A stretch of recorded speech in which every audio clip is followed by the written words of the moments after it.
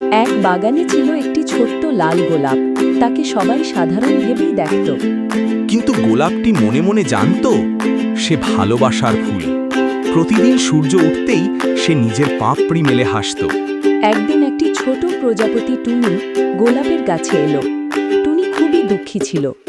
টুনি গোলাপকে বলল, আমার ডানা ছোট, আমি কি কখনো আকাশে উঠতে পারবো?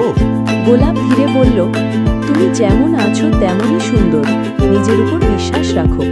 টুনি গোলাপের কথা শুনে একটু সাহস পেল। সে ভাবল, হয়তো সত্যিই পারবো।